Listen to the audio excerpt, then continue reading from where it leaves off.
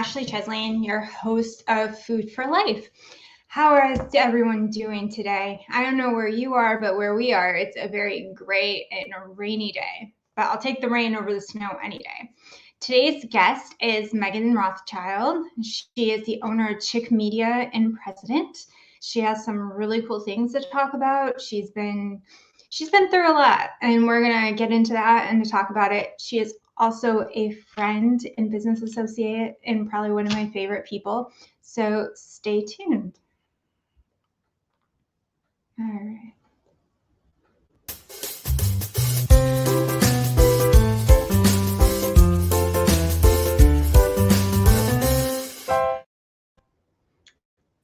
And this is Meghan. Welcome, Meghan. Hi, thank you for having me, Ashley. Thank you for coming on and making time in that ever busy growing schedule of yours. Well, this was in the calendar for a while, so once it gets put in there, it mostly doesn't move. Yes, and I appreciate that because I told her last week I had accidentally taken a move out of her book and double booked me for quite a few things. And she's like, no, don't do it. Don't do it. Don't go down that path. It never ends. I'm trying to get better and learn the word no. It's a complicated word with only 2 letters. You are so right. And that is actually going to be one of my New Year's resolutions, to be perfectly honest.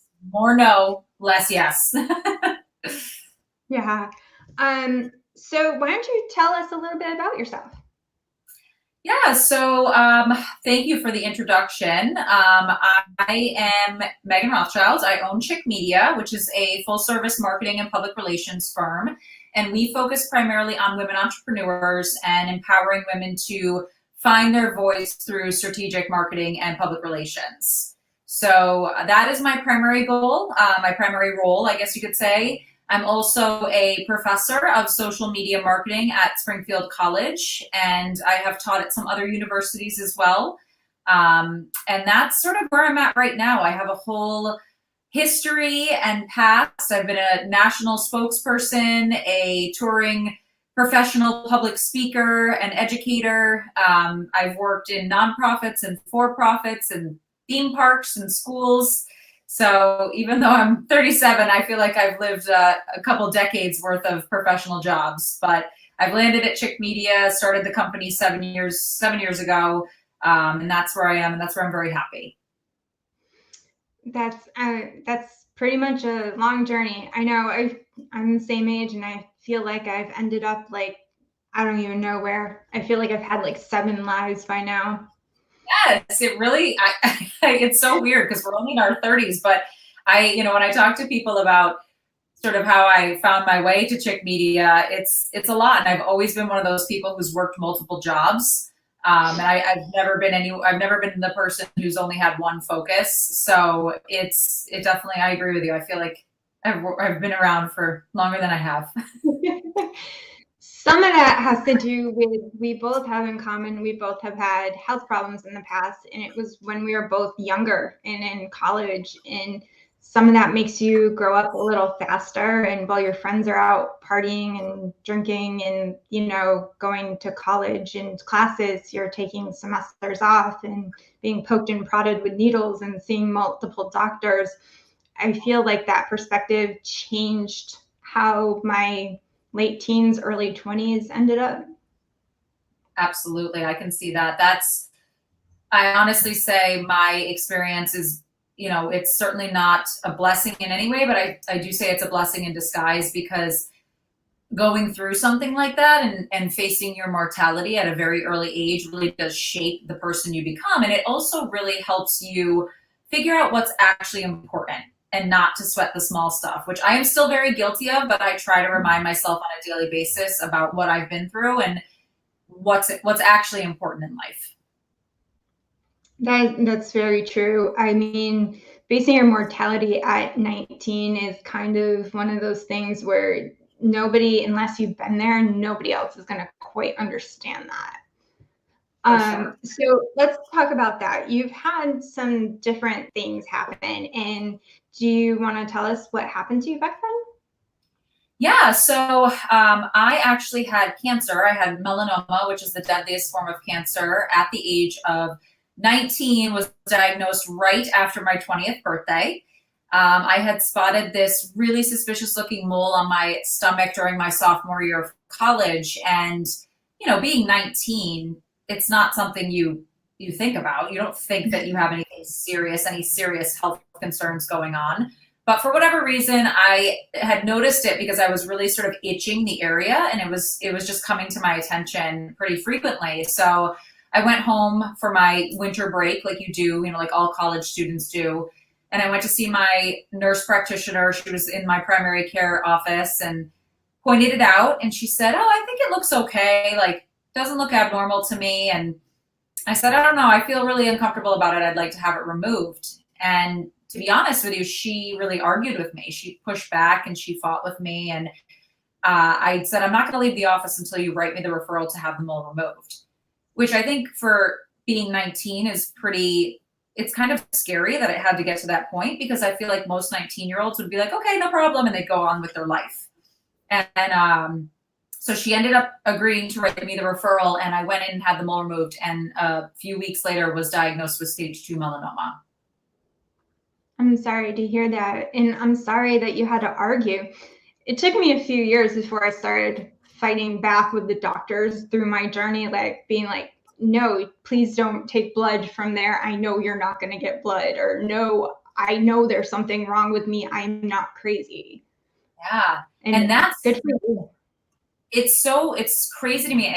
Every woman that I talk to has had a similar experience. And I think even more so and I know we're going to talk about it, but with my second health journey that happened later in life, that was years of misdiagnosis and years of doctors not listening to me. And the same thing that you just said, I know something is wrong. Something is not right inside my body. And it's very frustrating that that is still a regular occurrence, particularly for women. Yeah, it makes me, I don't know, more aggravated than anything. And learning to speak up for myself, it took many years to do that because I was so sick back then that I didn't know what was happening to me. And before I got a diagnosis, and even after, it was so hard talking to doctors, and they had seen some of my history and they're like, "No, no, this is what's wrong with you." And I'm like, "No," I'm like, "I know there's something wrong." And I was a lot quieter and a little less outgoing than I am now. So I didn't know what to do. And when you're that age, who tells you like to fight back? You think your doctors know everything. Well, and that's the thing too. Think about how many women aren't like us and aren't comfortable using their voice and, are suffering because of it. And it's very, very frustrating to know that something, like I think there's just such a lack of acknowledgement to our intuition and following our Mhm. gut and feeling off. I hear people say all the time, "Oh, I feel off," and inevitably they have some sort of medical condition, whether it's serious or not. So I think there needs to be more just attention given to people knowing their own body. You know what your normal is, and if it's not normal for you, it needs to be addressed, and doctors need to listen to that. Now, how long between getting diagnosed and you getting treatment did that happen for you? So with melanoma, it's a deadly form of skin cancer. So they did act fast, and honestly, I think a lot of it was to cover their butt. I had really argued with them about this mole is serious, and they had ignored it. And so I think at that point they were kind of like, "Uh-oh, we better get this woman in for surgery ASAP." So they ended up putting me through for surgery about 4 weeks later, and the only reason there was a 4 week time period is because I had to go to all these pre-op appointments and have all these other preoperative procedures done in order to determine what was going to happen during my surgery. So about a month after my diagnosis, I went in for surgery. I had 7 lymph nodes from under my left arm removed, 1 from under my right. I had a huge area of skin removed from my stomach, and I actually had 2 other abnormal moles that had come back that they did wide excisions. So I ended up waking up from the surgery, which took about 3 hours, to over 75 stitches. I had drainage tubes. Oh, I had all this netting and all this, stuff up to my neck. it was pretty intense. And I think a lot of people, when they think of skin cancer, they think, oh, just a little cut and a couple stitches and that's it. And that's not the case. You know, melanoma is pretty serious and can kill you, unfortunately. That's so many more people. We hear about it and we don't think about what does it cause. Like, it's not just, oh, get a mole removed, get a few stitches. Yes, we go to the dermatologist, which I actually don't have one. I just, you know, the doctor looks once a year, but I don't have a dermatologist. I never really thought about it. We're going to have to talk about that, young lady. I know. Maybe I should actually get one added to the list of doctors I have to go see, you know. I know. So I'm at the doctor's office. I feel like that too sometimes. I feel like I spend half my life there, as I have to go in for my 6-month checkup with 2 different doctors next week. Oh, but it's still one of those things where I feel like I was reading about how many women get misdiagnosed, and whether it's women of a certain age, and it's usually in a younger age, a certain demographic, or it's when you get older as women, they don't put you through as many tests if something is wrong, which I found kind of sad. Yeah, that's an interesting statistic, but I wonder if they just attribute a lot of our issues to aging, right? So that has been something that I've encountered, especially over the last year, you know, of going in and expressing some concerns about some health issues, getting told, well, you're getting older, you know, and it's like, okay, thanks. I acknowledge that, but nothing about my lifestyle has changed. So there could be something else going on here. And I think we need to talk about it. So that's crazy to me that the older we get, the even more ignored we become.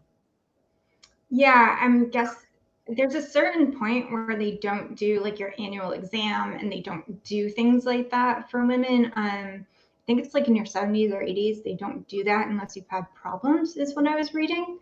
And it kind of fascinated me that, so you're just going to chalk it up to you're old enough. Hey, I read another article that was saying that STDs are running rampant in nursing homes, so maybe they should be going.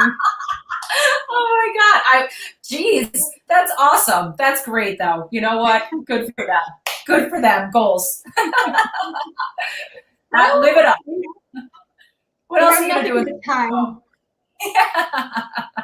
Speaking of those things in women issues, you have had not only the cancer, but you've also had things that probably plagued you your whole life with, I guess it would be your reproductive system too. It would be your, I mean, that probably, that kind of pain and stuff from endometriosis, I believe, right?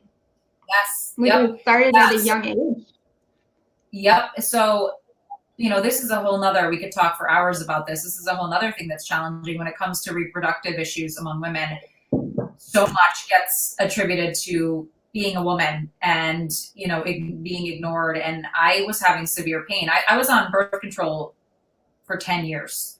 And, you know, that's another whole problem. We shouldn't be on things like birth control for that long of a period of time. And most women don't realize that. And so I finally came off it because I wanted to give my body a rest. And I started experiencing pretty severe pain. And it was in my stomach. And it was very cyclical. Like, I realized after a few months, this is coinciding with my cycle. Like, this is, I could set a watch by it. I can track a calendar by it. And so I went to my primary care, and he was wonderful. And he immediately said to me, I think you have endometriosis, but because the pain is higher in your abdomen, not more down, you know, by your uterus and your bladder, we're going to send you to a GI doctor and see what happens. And that went on. It was, yeah, like it was, and it was for 3 days. The first day I couldn't stand up straight.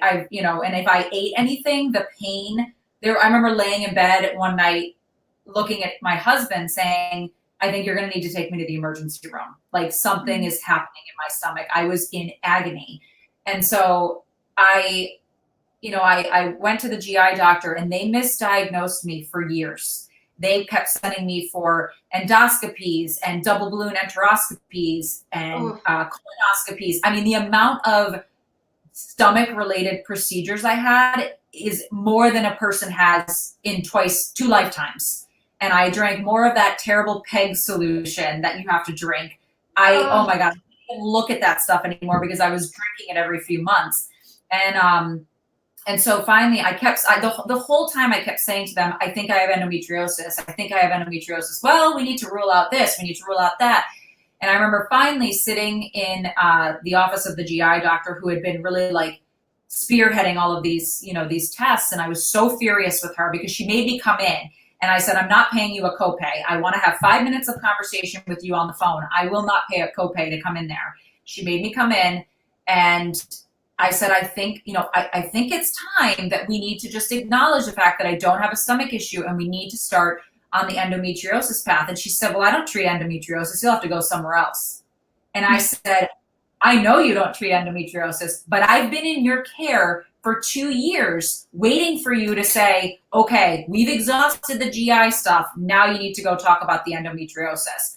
So I, of course, was furious. I stormed out of the office and I went back to my OBGYN who had been in the know, and they tried to get me to go on all these horrific, strong forms of birth control that would have shut me down, would have put me into menopause at the age of 29, 30 years old. oh, wow. And I said, nope, I'm not doing it. There's a surgery. The only way you can officially diagnose endometriosis is by doing laparoscopic surgery. And I said, no, you're going to do the surgery. No, we're not going to do that. You got to go on all these pills and hormones before before we agree to do that. So I picked it up and I went to Brigham and Women's in Boston, and I went to the endometriosis specific clinic, and the doctor, I almost cried in his office. He had me in there for 5 minutes. He took my hand. He said, I believe you. You have endometriosis. We're going to take care of this. And he got me in for surgery. And by the time I got into surgery, my lesions were a stage 3. I had one of the worst cases he had ever seen. I had organs that had adhered to each other because all the cysts had grown so out of control. My ovary was adhered to my bladder. I had all sorts of complications and problems. I ended up having complications after the surgery. They ended up finding a tumor on my liver. They had to resect my liver, so I was missing a third of my liver. No wonder you were in so much pain. Oh my gosh, it was terrible. And I'm so grateful. I, knock on wood, have been mostly pain-free since that surgery because they removed all of my lesions, all of my endometriosis lesions. But it's still one of these things that I get so angry talking about because I was put through hell for years until somebody finally listened to me and said, yeah, we're going to do the surgery. This is, we agree with you. This is what you have. So it's just, it's very frustrating as a woman to experience that and to continue to experience it to this day.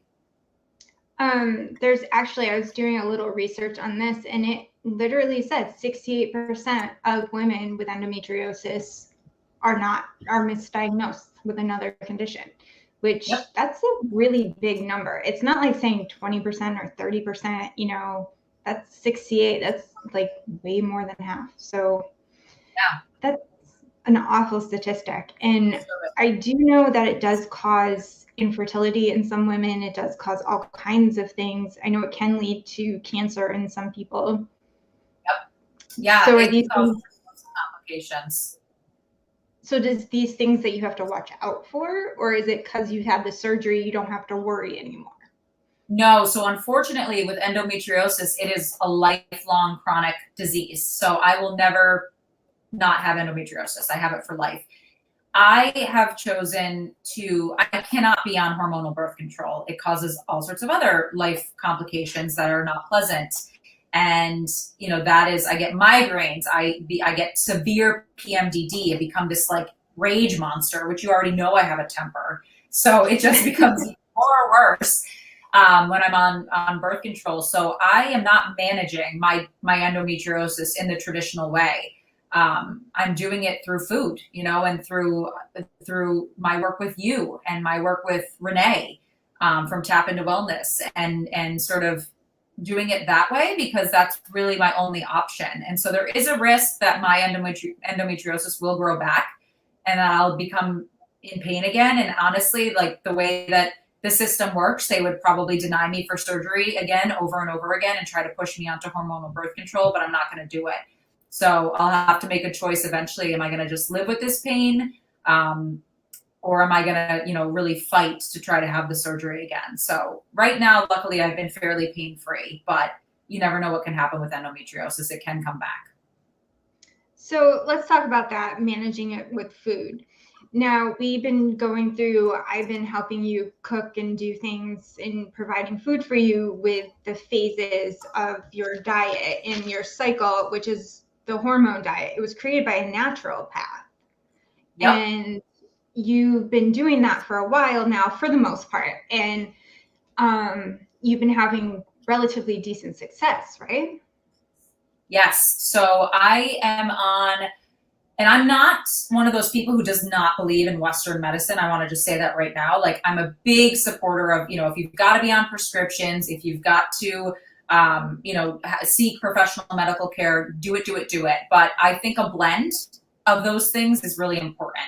And I think that finding natural remedies for your body and supporting your body with the supplements and the nutrients that it needs is really important. And so I worked with a health coach for 6 months who really taught me the importance of these things. And she introduced me to that natural doctor in her book. And it taught me how to, I don't want to say live around my cycle, because it's certainly not something I do, but there are certain times, like men's hormones stay the same. They wake up in the morning, they go to bed at night, their hormone levels are the same. Women's fluctuate throughout the day, throughout the month, throughout the week. And so learning how to ebb and flow with that makes life easier. So there's days of the month where I know I'm not going to be able to articulate. I'm not going to be able to focus. I'm probably going to, I can tell you when I'm going to get a migraine. I can look at a calendar right now and say, I will have a migraine on that night. And I can plan accordingly and say, nothing's going to happen that night. I need to be in bed by 6 o'clock. Like, I know. And learning with my health coach and with your assistance about what foods have certain nutrients that are related to certain times in your cycle where your body needs more support in certain areas, I can't stress it enough. And how important this has been to me and how much it has helped me and how much better I'm feeling, because this has also helped me, like the supplements that I'm on through another natural doctor that I've worked with. I have severe anxiety. My anxiety is under control now. I was having thyroid issues. My thyroid issues are back under control now. I gained nearly 15 pounds during the pandemic from just depression and anxiety and all this stuff. And through working with my health coach and my natural doctor and eating better and supplements and all that, I am feeling so much better. So it's just been absolutely a miracle for me. That's amazing. And we'll talk a little bit more with that. We'll be right back with Meghan Rothschild after a message from one of our sponsors. From right to left and every angle in between, know what I mean? In this day and age, so many seem like they're lost inside a world and held captive in a dream. A glimpse of mediocrity, take one for the team. And even though this path is long and this place is unforeseen, gotta keep your feet moving, filling spaces in between, seeing places in your dreams. If you complacent by your means, by all means go back to sleep. The path is steep, there's no rest for the weary. If you intend to reach peaks, it gets deep. Come on, it's infinite, we still climbing. Yes, y'all. And thanks for the positive vibes, but I still got a mountain to climb. Just take it one step at a time, I'm gonna ball till I fall, gonna ride till I die. I'll never give in, if I wanna survive. Not gonna swallow my pride, I'll never give up, cause when it's all said and done, is what I've done enough. I push myself to the edge, I push myself to the brink. Is the toil all worth it? It makes me stop and think. But through the mud and the mire, the joy and the strife, no one can claim that I didn't live all of this beautiful life. And we are back. And we were talking about eating for our hormones and keeping ourselves healthy through food and supplements. And no, we are not saying don't go to a Western doctor. We are just saying what is working for Meghan and a different path for some people. So Meghan, you were saying about how the supplements and me supplementing cooking for you and you being healthier, because during the pandemic, to be fair, I think during the pandemic, a lot of people gained weight because of a lot of things. So you're not alone from that. No, yeah, absolutely. I'm certainly not the only person who can say that. I had some, some life challenges. We lost, I don't have kids. I have pets, and those are my children. And we lost two of our pets in 6 months. Our dog and our kitty, my cat that I had for 21 years. And so having that happen while in a pandemic, while under extreme stress, because my company, which is a wonderful thing, did extremely well during the pandemic, because what we do, people needed our support during this period of time. So, not being able to leave my house, under aggressive stress at work, working nonstop, 8, 10, 12-hour days with no break, losing pets, worrying about my parents. They're obviously seniors, and this is very scary for seniors, everything that happened. And it just all compounded. And, that was really, really challenging. And I actually went to my new doctor, because I ended up moving right before the pandemic. We moved from our condo into a house. And I went to this new doctor, and I said, yeah, I'm a little bit more sedentary, but we were still working out. We had a virtual trainer.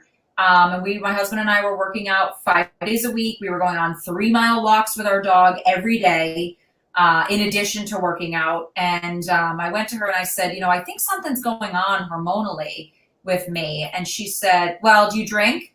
And I said, yeah, I drink wine and beer. And yeah, well, you need to give up the drinking. And I'm like, but I'm not drinking any more than I was pre-pandemic. And she's like, no. And I said, look, I think we should do some blood work. I think we should run some tests just to see. And she said, no, I'm not going to authorize that. So I was furious, and I ended up going to another doctor, and they ordered the blood work. And lo and behold, my thyroid wasn't performing. It was almost hypothyroidism.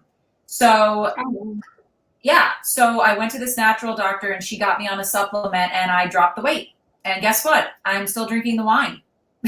So that doctor, who made this assumption about me, not even knowing me, it's just, again, we go back to that, very frustrating. And meanwhile, my husband went in and said the same things to her. And he said, okay, I'll write you the blood work. And he went and wrote him the blood work. Same doctor. She went and issued him the blood work right away, and refused to do it for me. So I had to go elsewhere and seek another opinion. Now, I know your husband a little bit. Does he complain about things? Is he like a baby when it comes to doctors? Because I know some guys are. Or does he is he just easy? He goes in, if something's wrong, he'll talk about it. If not, he'll just kind of sit there and go through the motions. Oh no, he's very good about addressing stuff. I will say he waits a long time. Like, he's had chronic shoulder pain for a while, and he finally, went back to PT. He failed out of PT, and he went and got an MRI, and he has severe damage in his shoulder that he needs. Wow. Yeah, he's got like all sorts of tears and cysts, and they're like, yeah, you're going to need surgery. So he was kind of like, he was in pain for a while, but he didn't really get too eager to go to the doctors. And finally I was like, you gotta go. So, but he's pretty easygoing. He goes and sees his doctor on a regular basis. He gets his dermatology checkups. He does all that. He goes to the dentist regularly. He's pretty good about taking care of himself. Cause I told him, I said, I don't want to be married to a pile of mud, like in our 60s and 70s, I'm not pushing you around, buddy. So you better stay mobile. We got some travel to do. Yes. You guys just went on a nice vacation. You guys got to go visit Europe. You were in Ireland? We were. Oh my God. It was so beautiful. We went to Dublin. We went to the Cliffs of Moher. We went to Galway, Howth. We were there only for really, I think, 4 full days. Yeah, 4 full days. And we made the most of it. I wish we had stayed longer. It was absolutely breathtaking. By far one of the best places I've ever visited. That's what everyone says that visits. I was more interested with the food, because you said it was actually really good. And I mean, I've heard mixed reviews on the food there. Everybody told me the food's going to be terrible. The food's going to be terrible. And I was like, okay. So I sort of braced myself for bad food. And it was not bad. It was not healthy. Like being in a city and being in a touristy area, there certainly was not a lot of healthful options, but the food was delicious. The seafood was out of this world. And being from New England, I am very skeptical. Like I always go into a situation where there's seafood and I go, it's not going to be as good as New England. And I will tell you, it's better than New England in Ireland. the seafood, literally, like you can sit next to the ocean where the ship just takes it and brings it right to the restaurant. Like it was the mussels, the crab, out of this world. Out of this world. I don't think you can get any fresher than that. Like watching it practically walk off the boat. Literally. And it reminded me of Cape Cod in some respects, because, you can see that in Cape Cod too, but I don't know what it is. I don't know if it's, the way that I sort of conceptualize and think about things is they have a much smaller population. And I think there's not a lot of overfishing, and there's no like fish farms, right? Like we have here. They just have fishermen go into the ocean and pull these fish out of the water. So I think that's probably a piece to it, of why everything tasted so fresh. But like the fish and chips, I'll be dreaming about that for the rest of my life. Like I will go back over there just for the fish and chips. It was unreal. Oh, wow. That's high praise. I find that interesting about how, and see, you're still balance your hormones, but when you go on vacation, you guys can still go and enjoy things and go visit everything. I did ask her when she kept posting pictures that every place they went looked like a bar. I'm like, is every place in Ireland a bar? Everything's a pub. But it was so beautiful. And yeah, I think life is about balance. I am not one of those people who goes on vacation and like sticks to strict healthy eating. I try to get some health foods in when I can. I try to balance things, but I'm not going to sit there and worry about it. Vacation is a time to enjoy, and you should never deprive yourself, especially when you're in a foreign country and you want to eat the things that are native to that country that everyone talks about. I just think it's craziness if people come home and say, "Oh, I ate my salads. I didn't gain any weight on my vacation." Well, then you did it wrong. I mean, if you're walking the whole time, it kind of helps that you're getting some of it off. But if you're on vacation, aren't you supposed to be enjoying stuff and not like getting upset that someone? Okay, we're doing like over 20,000 steps a day. So I was not concerned. I'm like, whatever we're putting in our bodies, we're probably burning off. But honestly, I have like a calorie app where I track things, and I didn't care. I didn't put anything in there. I was like, nope, I'm just going to enjoy and eat my fish and chips and my croissants and my Guinness. The way I see it is if your pants still fit after vacation, you did okay. Yeah, exactly. And they do. So I'm good. Yep. So now you mentioned the Cape and you've mentioned some other places. And I know this because I've already signed up. I was a good girl. It took me forever to figure out what I wanted to do, but I did sign up. Meghan and Chikmedia have an interesting opportunity for the holidays. And I know all of us are trying to reach different people in different ways. And Meghan, do you want to tell us about the opportunities you have here in New England? Yes. So our clients are all over the country, but we primarily focus in New England. And our big mission is supporting small business, particularly women-owned. So we have a holiday, we have 3 actually this year, holiday shopping guides. You can do one in Western Mass, you can do one in Rhode Island, or you can do one from Harwichport on Cape Cod. So if you have a business that's located in any of those areas or sells in those areas or is available in those areas, we are more than happy to feature you. There's an application form on our website, so that's kind of a long URL that you have shared there, but you can also just go to chikmedia.us and it's right on the homepage. It's the first banner that comes up. So it's a very affordable, cost-effective opportunity. You get included in our blog, you get shout outs on social media. We do an e-news, we post it on our website. It's really a fantastic opportunity for small businesses to get a jump start on educating everyone what they have to offer for the holidays. And if you can see right above Meghan's head, that's the picture that shows up on the homepage. I know it's not very big, but I have no idea how to make it bigger yet. I'm still learning some of the technology. I'm sorry, I don't know how to make it bigger. No, it's perfectly fine. You'll see it. It's literally the first thing that pops up on our website. So, and you just click on it and you can apply and get more information there. They also have a wonderful blog that they share everything on, which I didn't even notice that they did holidays in July. I don't know. I was so busy this summer and I felt so terrible because of the weather that I just didn't even pay attention that you did Christmas in July. Yeah, we did. And honestly, like our blog, it's one of the things I'm most proud of. And Jax Nash, who's our director of creative services, just crushes it on that. She does such a good job with it. I think it's beautiful, but I also love the content. We do a mix of featuring other women entrepreneurs. We do the gift guide. We produce our own content. We try to promote nonprofit organizations that support women in the area. I'm really proud of our blog, so I highly recommend checking it out if you have time and subscribing to our e-news, because we only send one e-news a month, and usually we link back to something that's featured on the blog.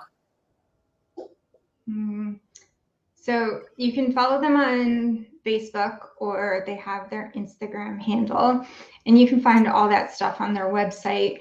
But I do have to say, if you like I know a lot of you tell me how much you love the new website and everything, and she mentioned Jax did mine, and I really love it. And I love the new page she put up for Food for Life. So I love your website. Your website's gorgeous. I love it. I don't mean to be biased. Yeah. Jax is also responsible for making the pretty new logo for Food for Life. So just saying. So good. I have to share the love. Now, we want to talk about one little thing before you go. I want to thank you for sharing your personal stories with us, and hopefully we inspire some women to fight back a little bit and to know their bodies enough to get help. And is there anything you want to share with people before you go? Like, what can you share about what you've learned? Yeah, so I think you hit the nail on the head. The biggest thing is really taking charge of your health and being your own advocate. And I'm a huge supporter. If you are not getting the answers you want, then go seek a second, third, fourth opinion. Do what you have to do. If you know something is off, you have to fight for it. And don't be afraid of natural options. Again, nothing wrong with more medical intervention, but if you can be supporting your body through healthy food, supplements, and working with a natural doctor, in addition to working with your primary care physician, you are going to feel amazing. And that's one thing that I've just become so passionate about, working with you, working with Renee, just really taking ownership of my body and knowing something is off and not accepting it. I think women accept adrenal fatigue and being tired all the time and getting headaches and feeling anxious. We just accept it because everyone's told us we need to. You don't need to feel like that all the time. It's not going to go away permanently, but you don't need to be in a constant state of feeling tired and anxious. So do something about it. Take charge of your health and don't settle for anyone who tells you otherwise. Thank you. And for any of you looking, you can go to the Chikmedia site, or you can follow Meghan Out with Meghan on Instagram. She has some really cool, fun things that she puts up. And I can tell you from personal experience, if I didn't have Meghan during the pandemic, I probably would not have survived. So she and her team are wonderful. So if you guys want to do it, get in your consultations now. Thank you. You guys are up to 2022. Yes, thank you. I appreciate you and everything you do. Thank you, Meg, for making the time. And now go have a lovely evening and relax. You too. Bye. Bye. All right, everyone, we will be cooking and we're going to be making some hormone-friendly dinner for everyone. So stay tuned after a message from one of our sponsors. If I can find it. I always press the wrong buttons. Champagne Rendezvous is handcrafted totally naturally, made from organic grapes, exclusively in Premier Cru vineyards in Champagne, France. We craft everything naturally from vine to bottle. No chemical fertilizer, no fungicide, no pesticide, crafted with very low sugar also as well. We go beyond organic and we craft the champagne totally naturally, from vines to cellar. Here you will find champagne that is much more digest, that is much more aromatic, that is vibrant, and that really represents the place where the champagne is made. The champagne that you want to have for all your occasions. Grab your bottles for your holidays and come and cheers with us. Santé. That is Fiona Perrin from Champagne Rendezvous. I'm happy to say she'll be interviewed in a few weeks and we can share and ask some really cool things and talk about champagne for the holidays. Who doesn't love that? So we are going to talk a little bit about what it means for eating for your hormones. We mentioned a little earlier about the hormone diet, and I said it was created by a naturopath doctor, but the doctor's name I forgot to write down. It was a woman, and she created it many years ago, and she did it to help her clients and the people that she kept seeing over and over again. It's a mix of like a low glycemic diet and the Mediterranean diet. And what that really means is you're going to be eating things that are lower in sugar, that are better for you, that are healthier for you. And that we all know what the Mediterranean diet is, right? It's what those people in those blue zones areas of the world eat. Everything from lean proteins like chicken and fish and any sort of, I guess eggs would be a good thing. But you want to make sure when you're eating fish, like Megan said, nice wild caught fish, no farms, none of that stuff. And as far as anything goes, always better, fruits and vegetables. There is no diet in the world that should cut out every fruit and vegetable in your life. We all need some greens. We all need some whole grains like brown rice and quinoa and buckwheat.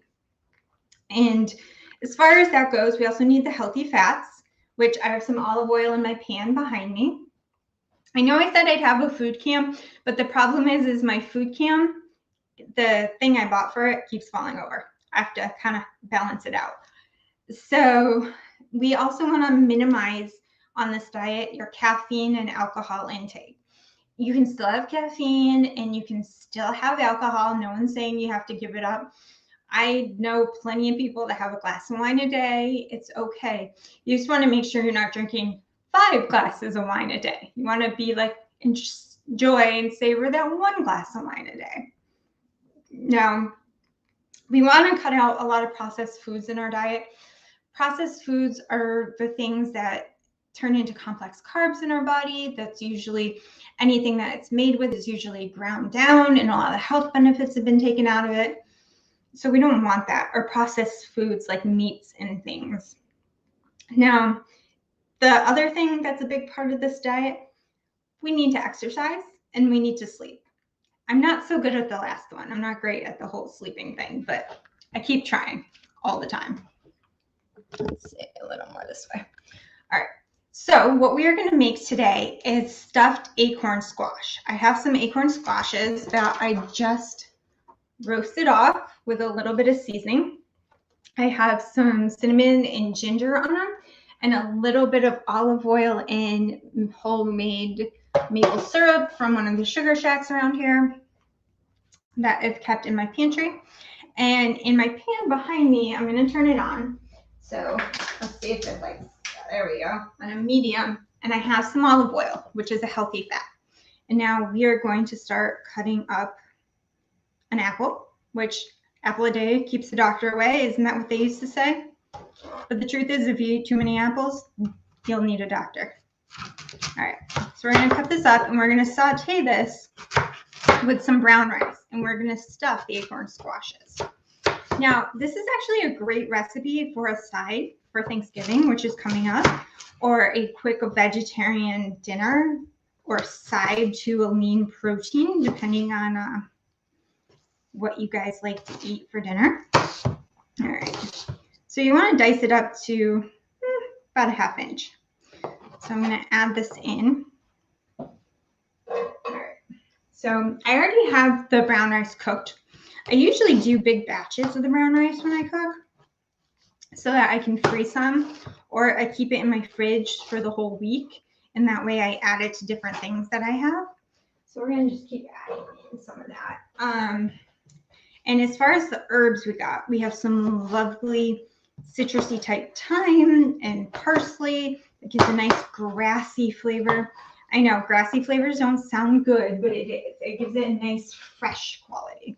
Parsley, to me, they always say it tastes grassy, but to me it always gives stuff a nice fresh quality. Alrighty. Now I have a nice local Honeycrisp apple. Always got to test them to see how sweet they are. Now, I'm going to cut it up, put some in there. And it should take about 3 or 4 minutes for them to saute and get soft. Make sure they're coated with the olive oil. Otherwise they will burn because the sugars in the apples will burn. So once these are cooked down, I'll add the brown rice. What else is going to go in this dish? I have some dried cranberries right now. I haven't bought any fresh ones yet because I'm waiting until closer to Thanksgiving. You can actually buy fresh cranberries about 2 weeks ahead of time. They also freeze really great. So when you start seeing the local fresh ones, you can buy them and keep them. So you can do that. I also have some apple cider, which is totally in season right now. And I'm going to deglaze the pan with this after they saute. Now, here's my fresh thyme. I don't know if any of you have ever seen fresh thyme. There's 2 ways to do this. You hold it up and you stem with your finger. You just pull right down there and the pretty little tiny leaves come off. Super easy. Now the little thin flexible leaves where the leaves are, you can eat, but the woody stem part, not edible. Doesn't taste good. We don't want that in our dishes. Now you could just add this in while we're sauteing the whole bunch and do that. But I like to have the flavor throughout the dish because this is only a short saute and not a long one. This is also a great basis for a stuffing. I always like apple and herb stuffing for the holidays.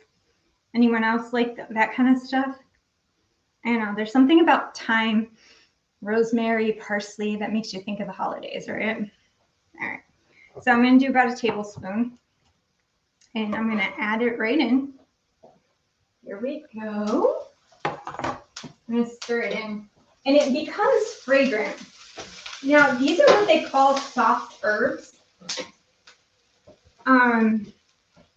Parsley is what you call a soft herb. Because, well, you guessed it, it's soft. Parsley is one of those things that you want to keep to add in at the end. You're going to want to bunch up your parsley into a big bunch, into a ball like this, and just rough chop it. You don't want parsley you don't want to cut it up into fine particles and so time, because what happens is you leave the oils on the cutting board, and the oils are what makes the parsley taste good and gives it flavor to your dish. And because you're doing that, the only thing you're flavoring is your cutting board, and we don't want that. We want to be flavoring our dish. So we're going to add that in, and now I have about 1.5 cups of brown rice that's already cooked, and I'm going to add it in. My apples are getting nice and fragrant and yummy. So we're going to toss this. Ooh. Right. You're going to toss this with the olive oil and apples. You want to make sure the rice gets nice and coated and all the herbs get mixed in. Don't forget the most important part when you're cooking, salt and pepper. Don't be afraid of salt and pepper. If you can't have salt, that's fine. This is a fine ground sea salt, but we all need to add some salt and pepper to our lives.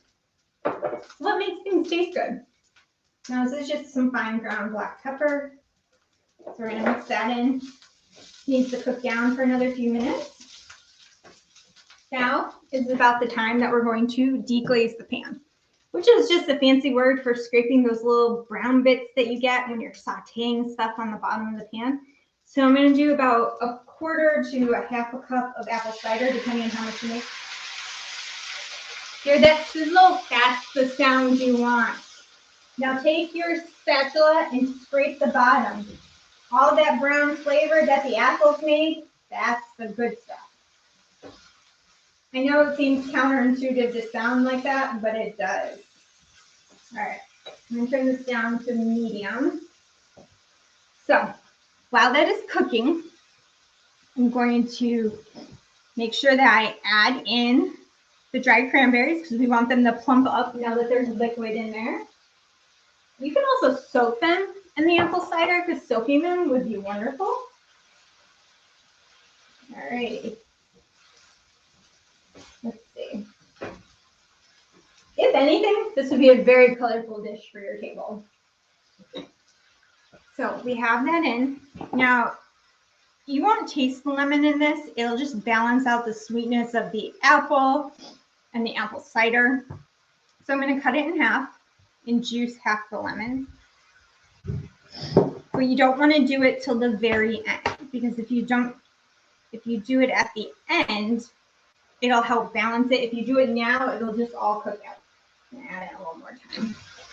All right, so that's gonna saute for a little bit. Does anyone have any questions? Let's see. Comments, questions, ideas? Nobody? All right. Wasn't Meghan wonderful talking about sharing her personal story? This is kind of like one of the meals that I make for her and her family. We always want to make sure that we are balancing it. You can put in some sauteed spinach to balance it out a little more, to add in some more greens. Basically, when you're eating for your hormones and trying to make things really balanced, you want to make sure that you're hitting all the food groups. You want to hit a grain, a fruit, a veggie, and any other thing that you want. You could always have a healthy fat or a protein, whatever feels good to you. But for me, I'm a vegetarian. This will be my dinner this evening.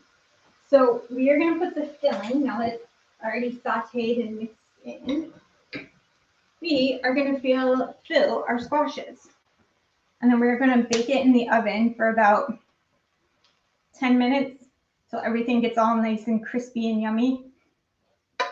I'm going to show you right now what it looks like when it's stuffed. And then when it comes out, I always put on, oops, sorry, not high enough. I always put on a little more parsley and thyme to make it look pretty. You can also add chopped nuts if you're into chopped nuts. You can add anything. I kind of like recipes that are easy, that you can change and adapt the way you want. So we're going to let that cool. I'll take a bite when we come back. And here's a word from our sponsor. Let's see what I find. Oh my, things are reordered again. Every time I play something, stuff goes into a different place. I think I would figure out where everything is. At VentureX Holyoke, professional community needs white glove concierge services. Our turnkey workspaces with flexible terms include all the amenities you'll need: a receptionist, high-speed internet, free parking, gourmet coffee, and more. Centrally located off 91 and the Mass Pike, our private offices and conference room rentals provide ideal space for small to medium businesses and corporate events. Our team will ensure you have all the tools you'll need to succeed. VentureX, the future of workspace.